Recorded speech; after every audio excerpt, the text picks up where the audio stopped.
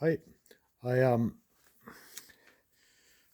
well I've I laid welding rods in this gap down here and spot welded them at the ends until I filled it up and kind of got it where I wanted it.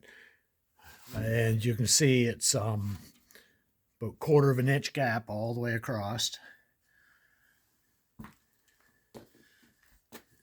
Same on this side. And it was a little tricky to do. Let's see if I can get that.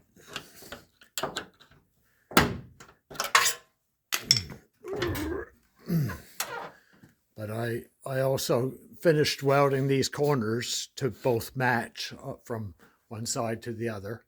This piece has a bit of a curve to it. It's out this way here and in this way here in order to get it to go with the trunk lid. And of course, being kind of two different curves, it dominated, it went where it wanted to. So I ended up with quite a gap at each end. So I got this corner welded in. And not too much to look at, but and in underneath here, it's spot welded all the way across, but it's far too hard on me to lay up, to sit down in this awkward trunk and weld up in there above my head. So now that I got it kind of spotted, I'm going to take it off and do it maybe tomorrow. I had to cut a little bit off this edge and re-weld that. The trunk lid kind of squished in a little bit and spread out, so it hit on the quarter panels. But anyway,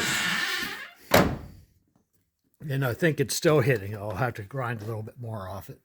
But anyway, that's my trunk, that's my gap back anyway, so I'm happy with that. And this is the piece of metal that I used for the whole thing. And there's enough here left to do these two corners. And that's cut with the mini grinder. And then I bent it, and where it was like 4 or 5 feet long, I had to cut it on both sides of this, like both sides, in order to make it weak enough for me to bend it. And it may, in spots, I'll have to weld along the edge a little bit where it cracked. But I think actually it's all right. But you can see this curve right here is a little different than it is over here, but it's uniform. It's the same on that side as it is on this side. So I'm kind of happy with that. But I'll have to either well, I don't know if I'll take the trunk lid off and finish welding it first, or if I'll spend the time and fit this in there on both sides and weld it and then put it in, then take the trunk lid off. But either way, I'm not going to weld the trunk lid up where it is. I'm going to take it off and do it slightly the easier way, and hopefully be able to do it without warping it too bad, as long as I only weld a little bit and put lots of water to it. But anyway, it's kind of nice out today. It's like 35 degrees. A little too warm to drive the Skidoo, but I might drive around the yard a little bit tonight when it cools off a bit. It's nice out. We still got snow.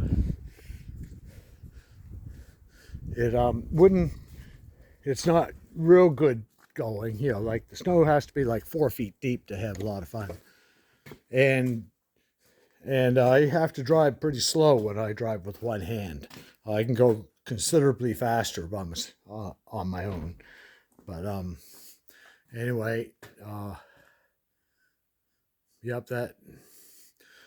that was quite tedious. I had to kind of like weld these welding rods in there, and I filled it up. I tried to kind of plate patches, but patches didn't seem to accommodate themselves too well. It's kind of a hard spot to hold them, so I just used welding rod. The first rods I put in, of course, were accurate right to the edge that I wanted, and then I put filler rods in behind it to weld to, and then I just filled it full of weld. Anyway, that's all I'm going to do for a little while. I'll try to have a more action-filled video. Maybe when I'm doing the trunk lid, it'll be a little easier. This morning, welding up that gap, that took like 2 hours of straight welding, and it was a little bit. It didn't look like much until I had it well under control. So I didn't do the video thing. Plus, it was too hit and miss. Like I got on a good flow after a while, but it was slow coming. But anyway, bye.